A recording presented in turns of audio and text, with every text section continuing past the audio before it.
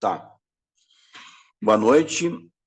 Hoje a gente vai falar sobre patologia do esôfago e como a gente estruturou a nossa conversa. Da seguinte forma: nesse sumário, nós visualizamos que começaremos a estudar a estrutura do esôfago, uma breve revisão dela. Na sequência, falaremos sobre anomalias congênitas, depois divertículos e hérnias, as perturbações circulatórias, as lesões traumáticas, por fim, esofagites e, por último, tumores benignos e malignos de esôfago. Ou seja, a gente vai fazer um sumário da patologia esofágica nessa nossa conversa. Bem, então, vamos ao tópico. Quando se fala em esôfago, é importante que se entenda que ele faz parte do tubo digestório e é um órgão que tem uma função única, é fazer a condução alimentar da faringe ao estômago. Onde se localiza essa víscera? Fundamentalmente, ela é posterior à traqueia, se estende da região cervical, transpassando a região torácica e, por fim, termina ao nível do abdômen, na transição com o estômago. Por fim, então, ele se estende da região cervical à cavidade peritoneal. A esqueletopia correspondente perfaz desde a vértebra cervical 7, C7, até a T12. Contudo, em um adulto médio, essa extensão corresponde a aproximadamente 25 a 30 centímetros de comprimento. Qual é a estratigrafia do esôfago? O esôfago basicamente é constituído externamente, visto que é uma víscera tubular, por uma adventícia. Depois nós temos a muscular própria, com duas camadas, longitudinal externa e circular interna. Depois nós temos a camada mucosa, e que, por fim, é constituída na sua superfície pelo epitélio escamoso estratificado. E esse epitélio, essa mucosa, por fim, ela vai se constituir de uma estrutura preguiada longitudinalmente. Na figura em tela, não sei se vocês conseguem observar, aqui temos uma vista anterior da cavidade torácica, retirado o plastrão condoesternal, as vísceras pulmonares e cardíaca. Então, o que vemos?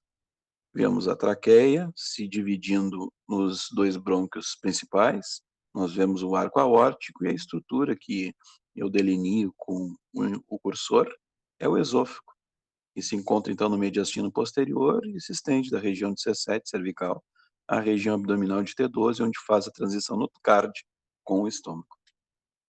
Nessa figura, o que observamos? Não temos adventícia, porém nós temos a camada longitudinal externa, posterior, mais profundamente, camada longitudinal interna muscular, então isso é muscular próprio.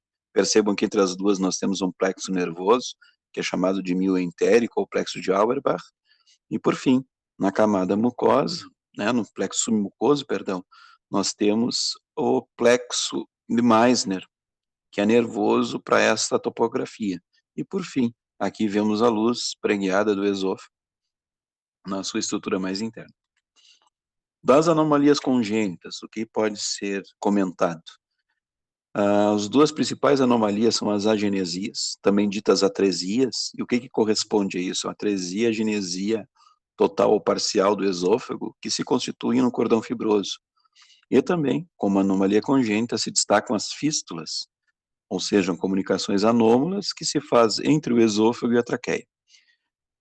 Embora sejam anomalias raras, elas frequentemente se apresentam em conjunto. Então, essa é a apresentação mais comum, ou seja, parcialmente a agenesia, mas também combinado a fístula esôfago-traqueal. Qual é a relevância? Embora sendo raras, essas anomalias são bastante graves, com um risco iminente de vida. Ainda, logo após o nascimento, os sinais são precoces, são passíveis de correção cirúrgica e comumente se associam com outras malformações. Então, toda vez que for diagnosticada uma anomalia congênita do esôfago, seja a agenesia, fístula ou, mais frequentemente, a combinação entre ambas, 50% das vezes estes recém-nascidos também apresentarão outras más formações. E como destaque nós citamos a síndrome Vacter. O que é essa síndrome? Essa síndrome constitui-se de anormalidades das vértebras, anormalidade no nível do ânus, geralmente o ânus imperfurado, como eu mostro aqui na ponta do cursor. Também anormalidades cardiovasculares e, como destaque, ó, coloco em epígrafe, anormalidades do esôfago e da traqueia, como vocês estão vendo aqui nas letras que iniciam a sigla. Também há malformações ou renais ou então agenesia do rádio no nível do antebraço e, consequentemente, há uma malformação também das extremidades, né, o L de Limbs.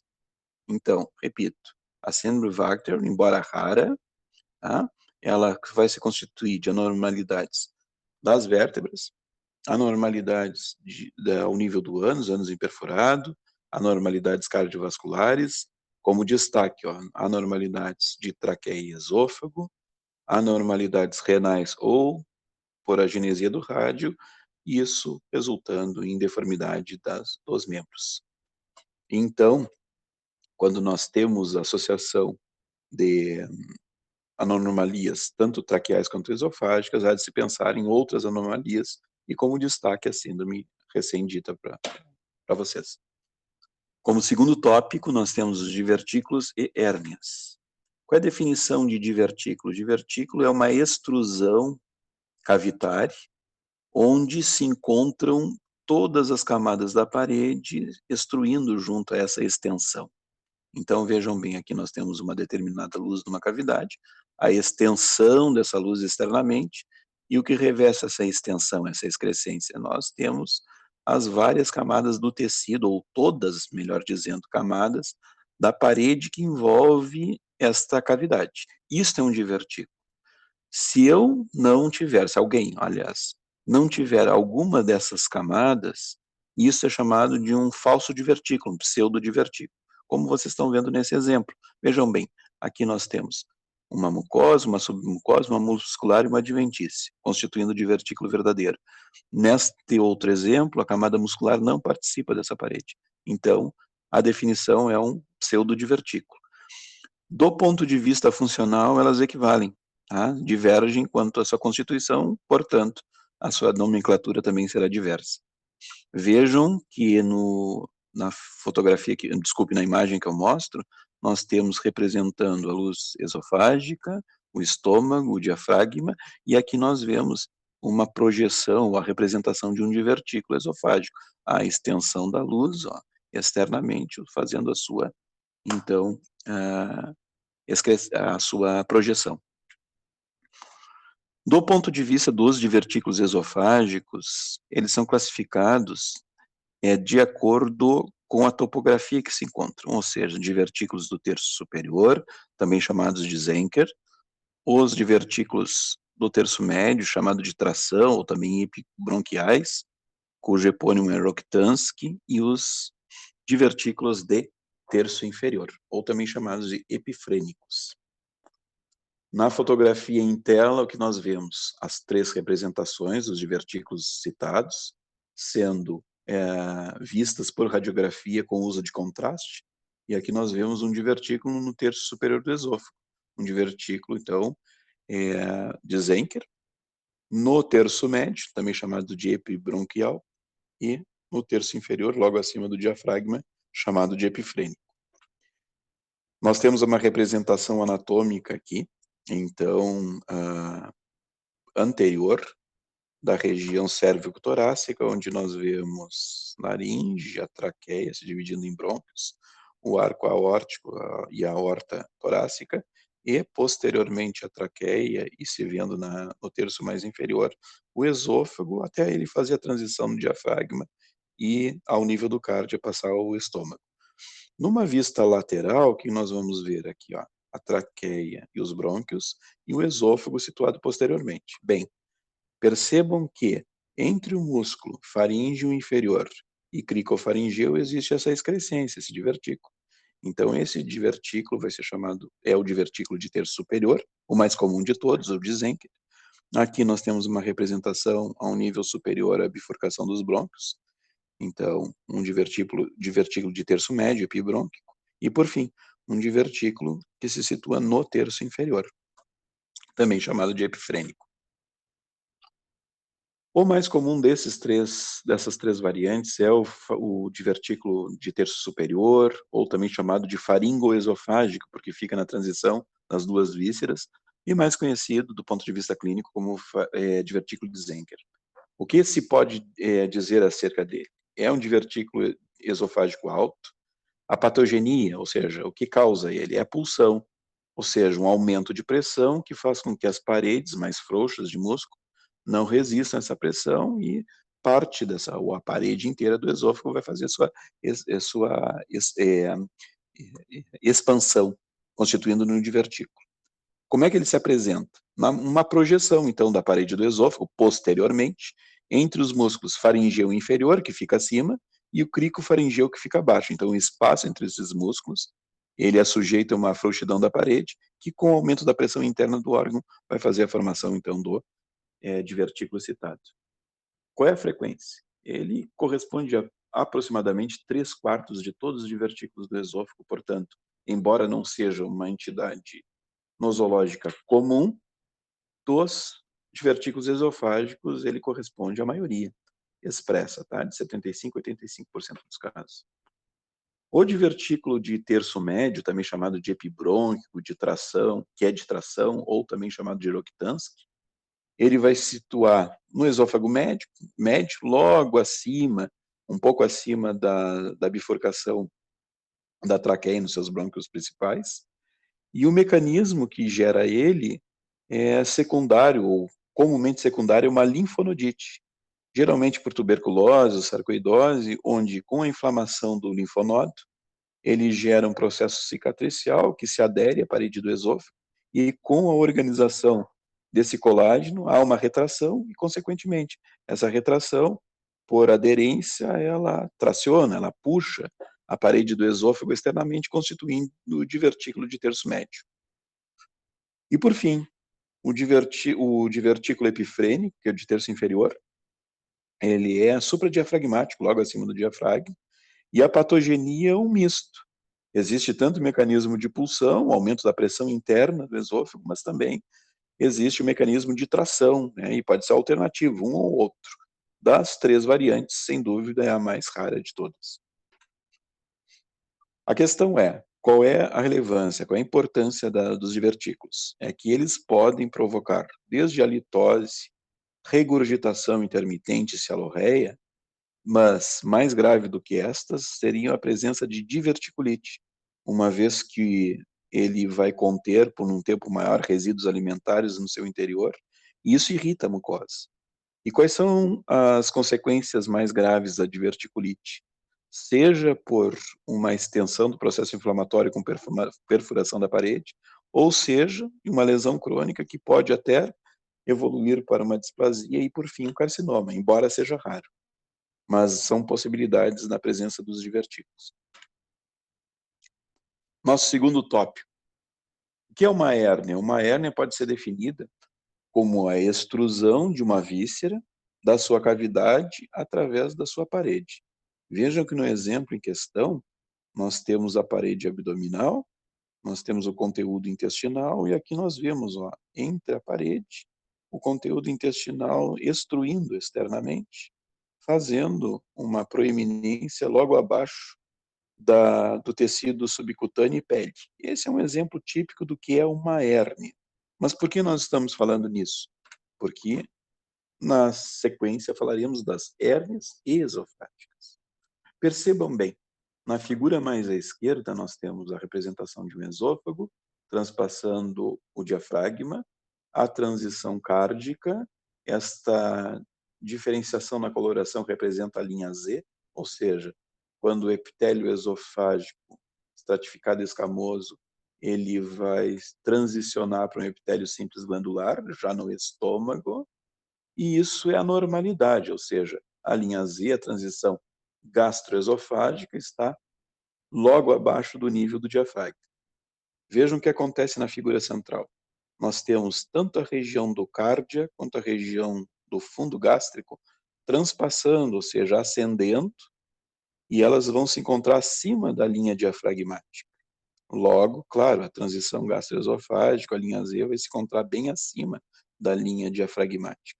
Isto é uma hérnia esofágica, ou também chamado hérnia hiatal por deslizamento. Ou seja, porque acontece no hiato esofágico e desliza. O que desliza? Tanto o cardio quanto o fundo gástrico. E o segundo exemplo, nós temos a manutenção da linha Z na sua topografia usual, mas algo passa pelo hiato esofágico. E o que é? Neste caso, nós temos apenas o fundo gástrico. Assim, esta hérnia de hiato esofágico vai ser chamada de paraesofágica. Sem dúvida, a hérnia hiatal de deslizamento é a mais frequente. A paraesofágica não é tão frequente, mas em ambos os casos, o que há em comum entre eles? A perda da função esfinctérica funcional, ou seja, o esfíncter do cardia, que além de manter a pressão suficiente para que não haja o refluxo, ela é perdida.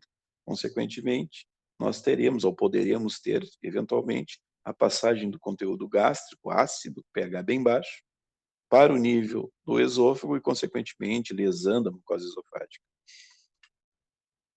Quais são as complicações? A relevância da hernia esofágica? O refluxo gastroesofágico. Consequentemente, isso se manifesta por dor, a pirose. É possível que, ao longo do tempo, esse epitélio esofágico lesado, ele acabe se transformando numa forma glandular compensatória, que vamos chamar de metaplasia, que é o epitélio de Barrett, e, por vezes, a lesão pode ser tão extensa que pode, inclusive, com essa esofagite crônica, determinada pelo refluxo, até a formação de úlceras gástricas. Por fim, nós temos as perturbações circulatórias, onde se destacam a síndrome de Mallory-Weiss, e pode se definir como síndrome de Mallory-Weiss. São lacerações esofágicas lineares longitudinais. Em que nível? No nível da mucosa, ou seja, no nível da mucosa na transição esôfago-gástrica ou gastroesofágica. E então atinge o terço inferior do esôfago, e essas lesões podem atingir até a submucosa. Qual é a causa? Vômitos intensos, geralmente associados com esforços físicos, que é comum na condição dos etilistas, dos alcoólatras. Então, vômitos intensos de repetição associados com esforços físicos podem determinar essas lacerações mucosas longitudinais no seu terço inferior. Qual é a manifestação, inclusive, sob determinado risco de anemia crônica ou até um sangramento mais importante? É a manifestação de hematêmese, associada à síndrome de Mallory-Weiss. Uma vez que os fatores causais, por exemplo, os vômitos, sejam interrompidos, é bastante comum que essa mucosa se regenere completamente, pois ela não atingiu planos mais profundos ou além das próprias submucosas. Aqui nós vemos uma representação na figura esquerda superior do esôfago, a transição do cárdia, o estômago, a linha diafragmática e as linhas que vocês estão vendo avermelhadas e longitudinais representam então essas lacerações da mucosa que são consequentes aos vômitos de repetição, constituindo a síndrome de Mallory-Weiss. Na figura inferior à direita, que vemos uma visão endoscópica do terço inferior do esôfago, e aqui nós percebemos, olha, as ulcerações, melhor dizendo, as lacerações da mucosa longitudinais, que fazem um diagnóstico facilmente através do exame endoscópico. Ainda nas perturbações circulatórias, dá-se destaque para as varizes de esôfago, tá? Que também são chamadas de varizes esôfago-gástricas. Qual é a definição? É uma dilatação anormal com tortuosidade do plexo venoso submucoso ao nível do terço inferior do esôfago. Qual é a fisiopatogenia? É o aumento da pressão no plexo venoso esofágico, constituindo, por sua vez, então, nas varizes esofágicas. O que predispõe? Aumentos na pressão, especialmente no sistema venoso portal. Então, como destaque, a cirrose hepática é a entidade mais associada com as varizes de esôfago, embora outras hepatopatias crônicas, trombose de veia porta ou suprahepáticas também podem resultar nas varizes esofágicas. Relevância. O espectro é variável. Desde que haja uma perda crônica, esse indivíduo pode apresentar um quadro de uma anemia crônica, até um sangramento profuso, como uma hematêmese grave, com alto risco de morte. Inclusive, a causa mais frequente de morte no paciente portador de cirrose hepática é exatamente o choque hipovolêmico consecutivo à hematêmese por a rotura de varizes esofágica. Aqui nós temos uma figura anatômica, o que eu posso descrever para vocês. Nós temos aqui a veia cava superior, a comunicação delas com o sistema ázigos e hemiázigos acessório. Nós temos o esôfago torácico, na parede do esôfago o plexo venoso, submucoso do esôfago, e cá embaixo o que temos? Nós temos abaixo da linha do diafragma à direita, uma secção do fígado, nós temos a veia cava inferior, posterior, nós temos a transição gastroesofágica com fundo gástrico, nós temos o baço. Bom, o que eu gostaria de dar destaque a esta veia, que aflui para o pedículo hepático, que é a veia porta. O que constitui ela? Quem é a forma? A veia mesentérica superior, a veia esplênica e desembocando na veia esplênica, a veia mesentérica inferior. Notem que, com essa formação, o sangue flui do intestino para o fígado e do fígado para a veia cava inferior. Esse é o trajeto natural. E também observem que tanto a veia gástrica direita quanto a veia gástrica esquerda, elas também drenam, elas tributam para a veia porta. E também se comunicam com o plexo esofágico, por sua vez, se comunica com o sistema ázigos e hemiázigos. Então, se eu tiver um bloqueio parcial ou total do sangue da veia porta, ele obrigatoriamente terá de recorrer a essas vias vicinais.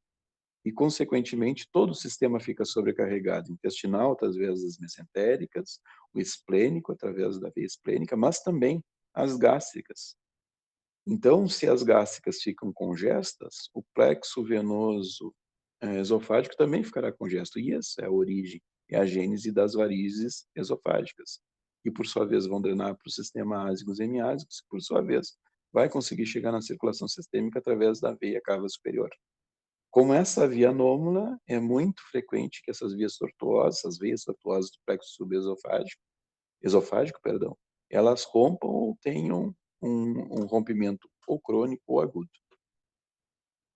A figura em tela mostra o quê? Um esôfago invertido, ou seja, foi tracionado internamente, então o que está exposto para vocês é a superfície mucosa. Então essas elevações hemorrágicas que vocês percebem aqui, ó, com algum infiltrado, representam a tortuosidade relativa às varizes esofágicas. O que faz uma varize esofágica romper? Normalmente são as perturbações circulatórias nesse sistema já combalido, já fragilizado. Então, na fisiopatologia da ruptura, isoladamente ou em associação, nós podemos citar para vocês que pode haver uma flutuação da pressão no sistema porta, e essa flutuação, geralmente com aumentos, pode fazer romper os vasos varicosos do esôfago, seja pela compressão e atrofia do epitélio esofágico suprajacente às áreas de varize, ou seja, as varizes dilatam, comprimem o epitélio que está acima, que vai ficando atrófico, e pode, por fragilidade, romper. Ou até um trauma grosseiro no trânsito esofágico. Por exemplo, um vômito intenso, rompendo um epitélio que já está sensível. Então, a combinação de flutuação da pressão, compressão e atrofia do epitélio esofágico pelas próprias varizes, ou um trauma grosseiro nesse nível, todas elas, ou isoladamente ou em conjunto, podem se associar à ruptura da varize. As lesões traumáticas do esôfago ganham destaque a síndrome de Boerhaave. O que ela é? É um aumento importante na região luminal do esôfago, aumento importante de pressão na luz do esôfago, e isso pode levar à ruptura do esôfago no nível do mediastino. O que pode causar isso? Normalmente são vômitos intensos. Então, vômitos de grande intensidade pode gerar a pressão suficiente para dissecar a parede do esôfago e fazer a rotura. Qual é a complicação, qual é a relevância disso? A relevância é que, em 100% das vezes que houver rotura do esôfago e isso não for tratado do ponto de vista cirúrgico, esse paciente invariavelmente vai evoluir para o óbito. Como vocês veem nessa radiografia em tela, percebam-se que foi feito uma radiografia contrastada do esôfago, mas o paciente, como estava apresentando um quadro correspondente à síndrome de Boerhaave, esse contraste ele vazou para a cavidade torácica, como vocês podem ver por aqui. Ó. Bem, nosso próximo item, quarto item, que são as esofagites. É redundante falar que a esofagite é um processo inflamatório do esôfago. Só que esse processo inflamatório, ele está centralizado na mucosa e na submucosa. Então é um processo que usualmente vai ter origem ou vai ter gênese a partir da mucosa, da luz esofágica. Como nós podemos classificar esse processo inflamatório? Como nós classificamos os demais processos inflamatórios? Os processos inflamatórios, eles podem ser agudos ou crônicos, portanto, esofagites podem ser agudas ou crônicas. O que nós temos comparando os dois processos? As esofagites agudas, quando nós verificamos histologicamente, nós verificaremos um infiltrado inflamatório. De que tipo? Neutrofílico, porque o processo é agudo. Ao contrapar, se nós tivermos o processo crônico, o processo inflamatório será infiltrado, inflamatório será mononuclear. Na aguda, é frequente a apresentação de edema da mucosa. Na crônica, nós já temos uma hiperplasia dessa mucosa, uma hiperplasia do epitélio. Por quê? Porque houve tempo suficiente para que o organismo desse a sua resposta inflamatória. E, por fim, se o processo agudo, se vocês observarem aqui a seta foi colocada de propósito, ele for mais intenso, esse edema de mucosa pode evoluir para erosão. O que significa erosão? Uma solução de continuidade no epitélio, e que, se essa solução de continuidade atingir a musculares mucosas, ele pode ser considerado uma úlcera esofágica, que é o aspecto mais nefasto, mais grave da inflamação aguda do esôfago, da esofagite aguda. Na inflamação crônica, não é infrequente se encontrar fibrose da parede. Ou seja, por um processo destrutivo e substituição por colágeno, nós podemos ter, com a organização deste, um estreitamento da luz, inclusive uma estenose do esôfago. Então, vejam, tanto numa situação quanto outra, nós temos diferentes resultados e que podem ser desde processos mais leves, processos um pouco mais tênues, até manifestações mais graves. Então, quais são as causas das esofagites? Tanto agudo quanto crônico, que vai variar, vai ser o tempo de exposição. São os mesmos fatores, mas damos o destaque para um. Ou seja, a esofagite de refluxo, sem dúvida nenhuma, é a causa mais prevalente, mais importante das gêneses das esofagites. Então, a esofagite de refluxo, que está altamente associada às hérnias de hiato esofágico, são a causa mais frequente das esofagites. Outros fatores a destacar: uremia, pois a concentração de uratos na circulação faz com que os epitélios eles possam se inflamar, inclusive o epitélio esofágico.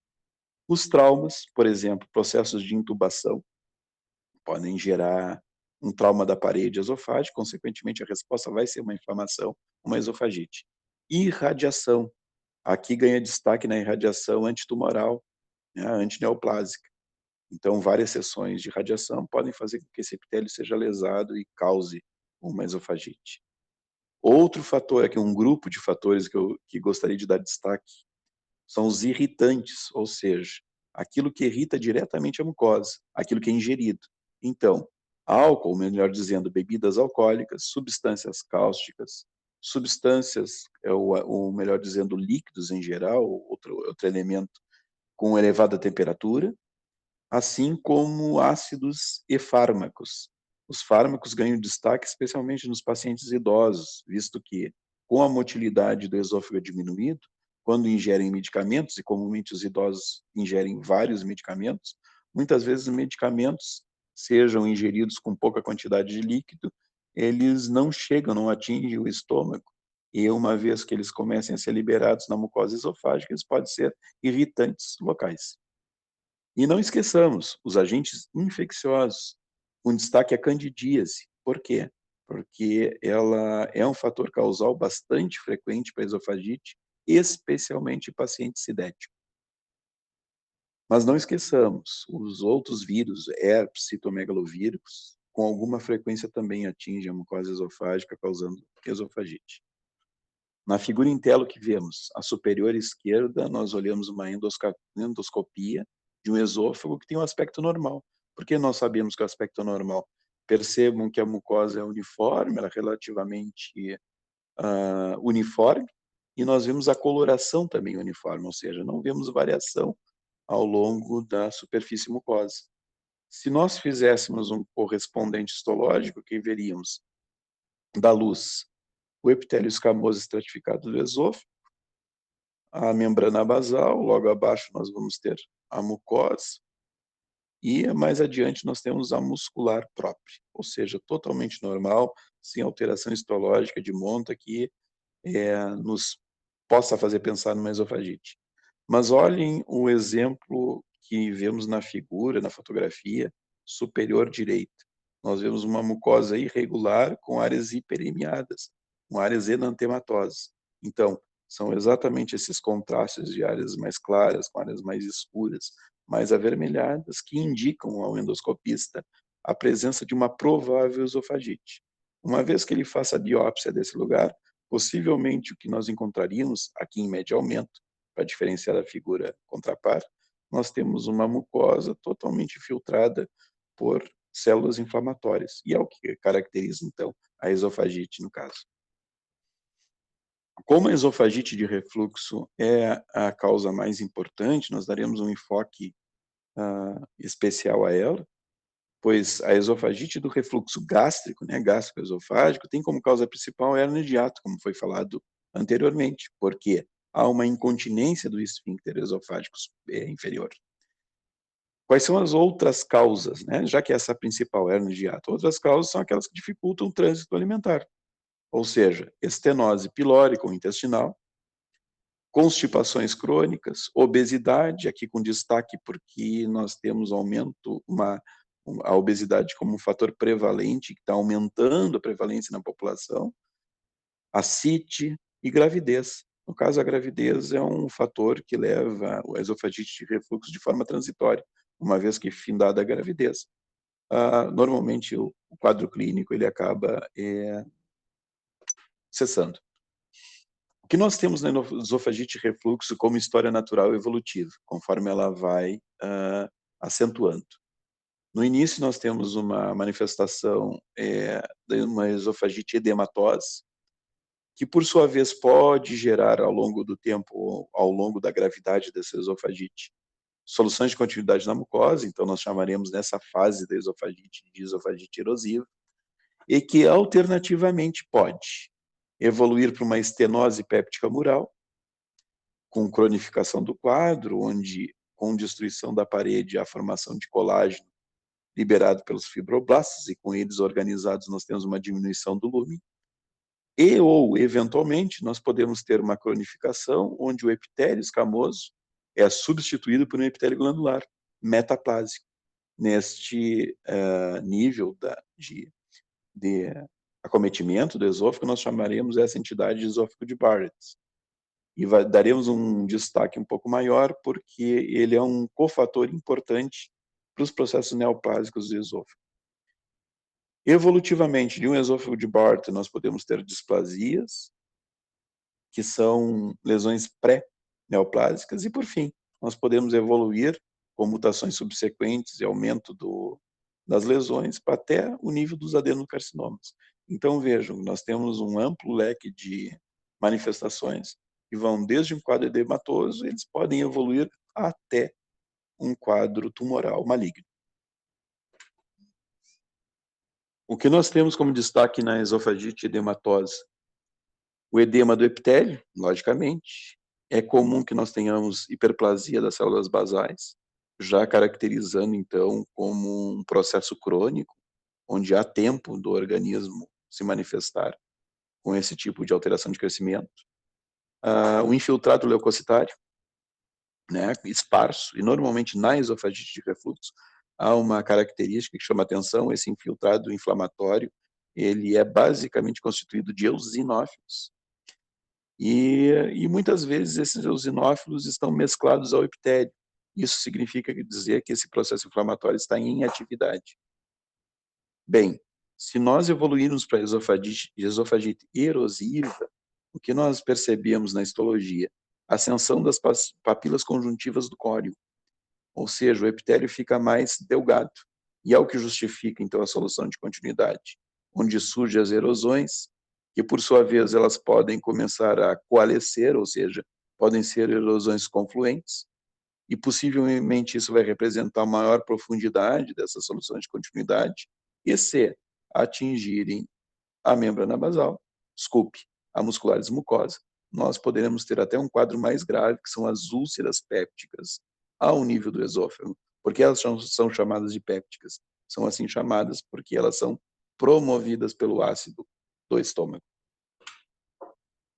Ainda nós podemos ter, não obrigatoriamente, não de forma obrigatoriamente sincrônica, mas é possível que nós tenhamos a estenose péptica mural, que é a fibrose da parede do esôfago, indicando cronificação, e, consequentemente, com a fibrose, ela organiza, retrai e estreita o lúmen esofágico, causando a estenose.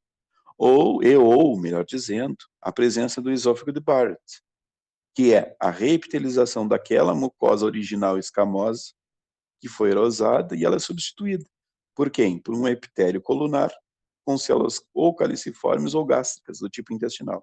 Isso caracteriza a metaplasia, a modificação de um tecido maduro por outro tecido maduro, mas de mesma linhagem embriológica. Nós estamos falando a substituição de um epitélio por outro epitélio. Na figura em tela, o que vemos? Nós vemos um esôfago normal, evertido, ou seja, estamos vendo pela superfície interna, a mucosa esofágica cinzenta e preguiada, que abruptamente termina no que nós chamamos de linha zeta, linha Z, pois esse nível nós temos uma mucosa diferenciada, mais rosada, mais vermelho vivo, que é a mucosa gástrica, a mucosa glandular, um epitélio simples. Isso é o normal. O que nós temos quando existe a entidade, o esôfago de Barrett? Nós temos o nível correspondente à linha Z, ele se encontra bem acima do usual. E toda essa região aqui, nós temos a linha Z anormal. Toda essa região indicada pela chave representa a mucosa modificada, ou seja, a mucosa metaplásica, ou seja, o epitélio de Barrett. Quando um endoscopista faz essa visão, o que nós percebemos? Que nas áreas mais claras ou mais acidentadas, a mucosa esofágica é usual, o epitélio escamoso estratificado. As áreas mais rosadas de permeio constituem o epitélio de Barrett. Claro que o endoscopista, embora tenha experiência e saiba fazer esse diagnóstico macroscopicamente, ele usualmente vai fazer biópsias para fazer a confirmação histológica. Aqui nós temos um diagrama onde mostra o esôfago e vejam, a linha pontilhada seria a junção gastroesofágica ou linha Z. Só que essa linha, se vocês perceberem a mucosa gástrica, que tem um aspecto mais rosado, parece se estender ao nível do esôfago. Por quê? Porque essa região entre a linha pontilhada e a área mais cinzenta, ela corresponde à área metaplásica, o epitélio de Barrett. Na microscopia, ao lado, percebam que existe um epitélio escamoso, que representa, então, uma área da mucosa normal do esôfago, e uma área com várias glândulas epiteliais, que correspondem ao quê? Corresponde à área metaplásica. Aqui nós vemos também esse epitélio colunar, com áreas mais azuladas, dentro das células caliciformes. Pois o que aconteceu? Se usou uma coloração chamada Gaussian Blue, que ele destaca o muco, para exatamente fazer a comprovação histoquímica, né? Não imunohistoquímica, histoquímica, de que aquele epitélio modificou.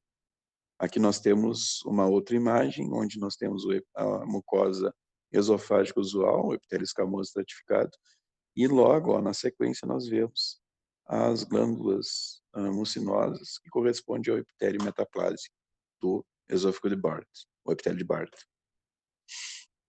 Ainda na esofagite de refluxo, é possível que, e normalmente a partir do epitélio metaplásico, nós tenhamos displasias. E como vocês sabem, as displasias, ou devem saber, as displasias, são alterações do crescimento, sempre patológicas, e pré-neoplásicas, que podem ser de baixo grau, ou seja, de uma fase mais inicial da displasia, ou de alto grau. A conduta médica, nesses casos, como se faz? As displasias de baixo grau normalmente são controladas, ou seja, se tenta controlar os fatores de risco e se fazer observações periódicas ou rotineiras através da biópsia dessa topografia. Nas displasias de alto grau, geralmente há uma intervenção cruenta. Pode ser fazer uma mucosectomia ou um procedimento um pouco mais agressivo para se retirar essa lesão, pois ela tem alta probabilidade de evoluir para um adenocarcinoma. E esse adenocarcinoma, se ele vem originalmente de um epitélio de Barth, ele vai ser chamado de adenocarcinoma de Barth, que é uma neoplasia maligna e, como você sabe, ela não se autoextingue, né? Ela tem que ser obrigatoriamente tratada. E, por fim, nós temos as neoplasias esofágicas. Os tumores esofágicos podem ser de várias linhagens, ou seja, nós temos uma grande variedade de tumores esofágicos a partir do tecido mesenquimal. Entretanto, são raros. E representantes mais frequentes nós temos leiomiomas, que são neoplasias benignas do tecido muscular liso, e o esôfago é cérebre, já que a sua muscular própria basicamente vai ser constituída de tecido muscular liso a partir do terço médio até o terço inferior. Os fibromas, os lipomas, os hemangiomas e até neoplasias epiteliais benignas do epitélio, que são os papilomas. Embora esta extensão de tumores seja passível no esôfago, eles são de ocorrência rara. Infelizmente, o que é frequente no esôfago são as formas neoplásicas malignas, ou seja, são os carcinomas. E aqui se destacam dois tipos. O carcinoma epidermoide, mais conhecido atualmente como carcinoma de células escamosas, e que tem as seguintes etiologias, com grande destaque: tabagismo e alcoolismo. E normalmente tabagismo e alcoolismo pesado, ou seja, pessoas que têm um hábito tabágico intenso de longo prazo, assim como são bebedores crônicos e pesados. As bebidas quentes, líquidos quentes, entram em destaque por sua temperatura elevada, e aqui há de se fazer uma referência bastante grande ao consumo de chimarrão nos países do Mercosul, especialmente aqueles que consomem altas temperaturas. E outras condições, embora menos frequentes, mas claramente associadas com risco maior de carcinoma de esôfago do tipo de células escamosas. A calase, a dilatação anormal do esôfago, concorrendo com estase alimentar nesse nível, e que irrita a mucosa. Presença de divertículos, como foi citado para vocês, é raro um tumor se desenvolvendo em divertículo, mas ele é um fator de risco. Dietas que contêm grande quantidade de nitrosaminas e nitritos, que são utilizados nos conservantes alimentares, especialmente picles e alguns tipos de embutidos. A condição rara, que é a tilose palmar e plantar, que é aquele espessamento anormal que nós temos nas palmas das mãos e nas plantas dos pés, que é uma doença autossômica dominante, embora rara, é um grande cofator para o carcinoma de células escamosas. Hábitos alimentares como desnutrição e baixa ingesta de vitaminas, especialmente a C, a e a E, e alguns fatores geográficos que não têm uma explicação muito clara, talvez fatores de solo, como países do tipo China, Irã, na África Oriental e até aqui no Cone Sul. Então se acredita que não somente pelos hábitos da população, mas como algumas atividades alguns fatores vinculados a essa localização. Só para dar destaque para vocês, então, tabagismo, consumo imoderado de bebidas alcoólicas, a presença de tilose, bebidas em altas temperaturas, aqui o chimarrão, o chá, em altas temperaturas. Vejam esse mapa mundi que mostra a prevalência do esôfago. As áreas mais escuras se associam com prevalências mais altas, e aqui com grande destaque aos países da Ásia, e se associa muito ao hábito de se beber chá a elevadíssimas temperaturas, pois são países bastante frios e eles têm esses hábitos. Na África Oriental também se destaca por uma prevalência aumentada, e aqui no Cone Sul, não tão alta prevalência, mas também ganha destaque na América. Aqui nós temos uma fotografia onde mostra um esôfago incisado e no nível da mucosa uma lesão úlcero-vegetante correspondente ao carcinoma de esôfago e células escamosas. Aqui nós observamos o epitélio normal do esôfago e aqui as células neoplásicas a partir do epitélio se infiltrando na mucosa, na submucosa e também já alcançando a camada muscular própria. O que pode-se falar desse tumor? A localização mais frequente do tumor de células escamosas, e lembre-se, é o mesmo epidermoide, é no terço médio do esôfago. Então, metade dos carcinomas de células escamosas ocorrerá no terço médio, cerca de 30% acontecerá no terço superior e aproximadamente 20% no terço inferior. A forma da lesão é variável, então nós podemos, todos eles, carcinomas de células escamosas, e alguns podem ser vegetantes ou polipóides, esse que tem um crescimento mais exuberante na superfície. Aqueles que são exatamente o inverso, eles são ulcerados, eles provocam uma depressão, porque eles ulceram a parede. Alguns que têm um crescimento anelar, inclusive provocando uma estenose do esôfago. E existe um padrão que é bastante nefasto, que é o infiltrativo, ou seja, se vê pouco macroscopicamente o tumor na superfície, mas ele se infiltra de forma célebre nos tecidos subjacentes. No carcinoma de esôfago de células escamosas, portanto, nós temos a classificação de diferenciação do tumor, que é vista exclusivamente pela histologia, que varia desde o bem diferenciado, passando pelo moderadamente diferenciado, até o pobremente diferenciado. Por que isso importa? Importa porque quanto maior o grau de indiferenciação, mais agressivo e mais possibilidade esse tumor tem de metastatizar à distância. Então, vejam, quando nós temos um diagnóstico de carcinoma de células escamosas do esôfago, nos importa muito a diferenciação para o planejamento oncológico e também para a predição prognóstica desse paciente. Ou seja, nós sempre desejaremos que, uma vez que exista o tumor de células, de qualquer, na verdade, tumor, né? Não vai ser diferente do carcinoma do esôfago. Mas como estamos falando nele, se há tumor, que seja bem diferenciado, né? Infelizmente, algumas vezes vai ser moderadamente diferenciado, às vezes pobremente diferenciado. A pergunta é, o que que faz isso? O que que faz haver diferenciação aqui? São um conjunto de mutações que levaram àquele tumor específico. Então, em algumas pessoas, embora seja o carcinoma de células escamosas, esses graus de mutação são menores. Então, o tecido originalmente se parece mais com o tecido normal. O tecido neoplásico se parece mais com o tecido normal. Então, se ele é muito parecido, nós podemos dizer, olha, ele é bem diferenciado. E isso, de certa forma, é favorável ao paciente.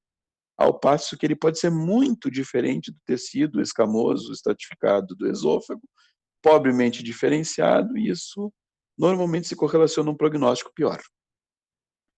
Outro critério é o grau de invasão.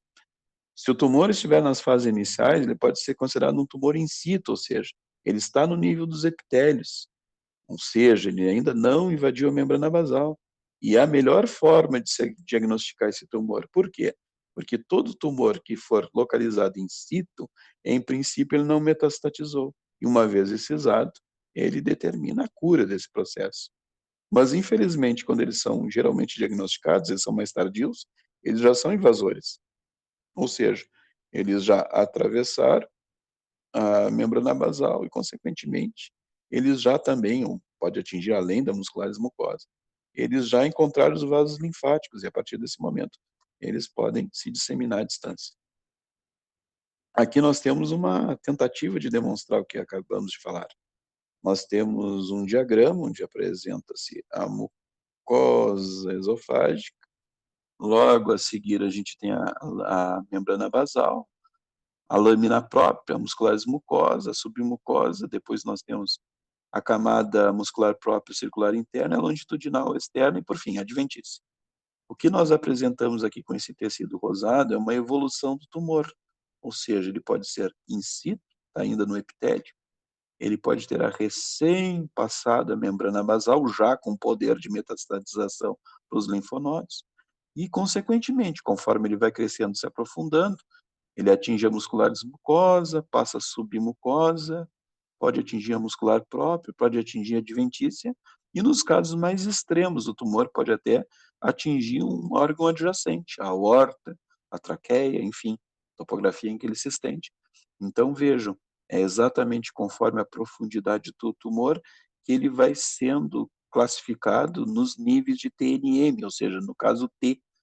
Aqui, enquanto ele se encontra ainda restrito a camada, a musculares mucosa, ele pode ser classificado como um T1. quando ele se estende além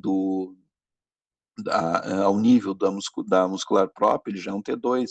Quando ele atinge a adventícia, ele é um T3, e quando ele atinge órgãos adjacentes, outros órgãos, ele é um T4.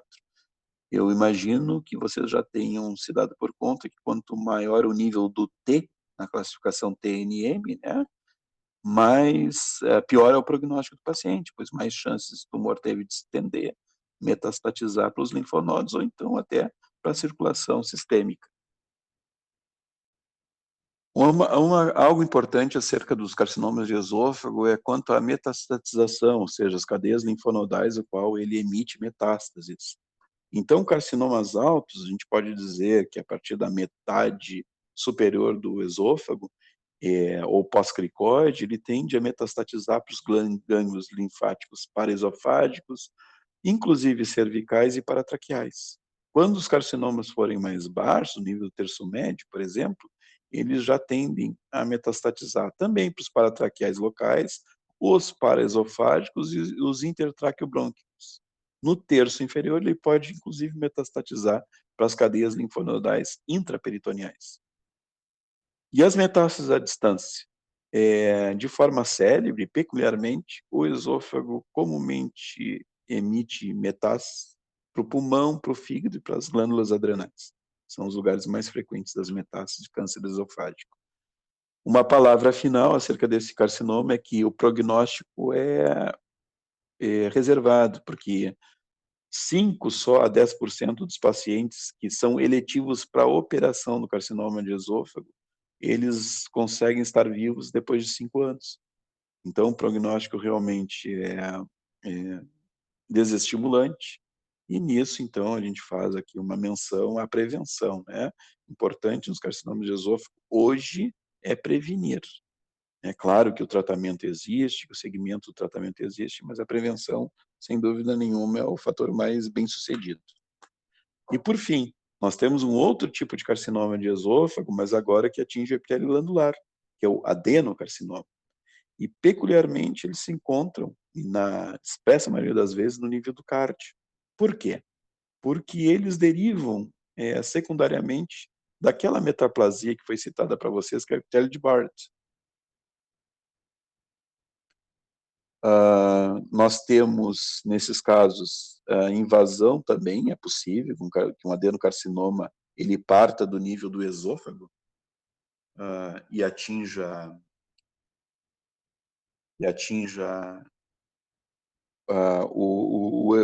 aliás, que partam do nível do fundo gástrico e atinja o esôfago, ou seja, uma invasão de um tumor gástrico para o nível do esôfago, e se é um tumor gástrico, usualmente vai ser um adenocarcinoma. E também, eventualmente, algumas glândulas mucosas do esôfago, ainda que não venham de um epitélio de Barrett, eles podem displasiar e neoplasiar, dando origem ao adenocarcinoma. Mas, repito, como destaque, o adenocarcinoma esofágico é um adenocarcinoma de terço inferior, porque ele deriva do epitélio de Barrett, na expressa maioria das vezes. Aqui nós temos um exemplo. Aqui nós temos um esôfago aberto, onde temos a mucosa esofágica cinzenta, olha só.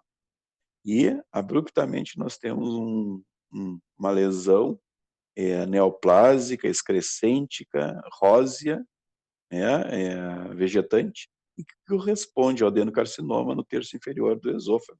Veja que aqui nós temos já a mucosa gástrica logo abaixo. Esse é uma clássica apresentação de um adenocarcinoma de esôfago, um adenocarcinoma de Barrett. Aqui nós vemos o epitélio normal, aqui o epitélio neoplásico do ponto de vista histológico.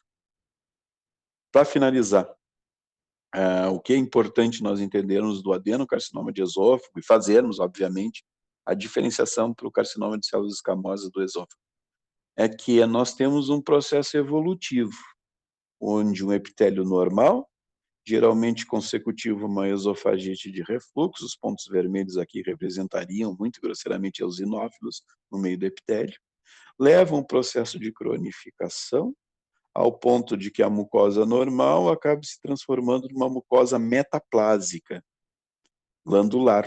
Vejam bem, tecido escamoso estratificado se transformando em tecido metaplásico glandular. Isso é o esôfago de Barrett, que aumenta em 40 vezes a chance de evoluir para uma neoplasia. Se esse processo for contínuo, mantido, especialmente a esofagite de refluxo, que é a grande causa, esse epitélio pode evoluir usualmente para uma displasia. O que significa displasia? Nós já temos mutação nessas células, e mutações deletérias, e com a progressão dessas mutações nós podemos ter um epitélio autônomo, né? Que na verdade vai ser as células neoplásicas. Como eles derivaram de um epitélio glandular, nós chamaremos esse carcinoma de adenocarcinoma de esôfago. Muito obrigado pela atenção, até a próxima vez.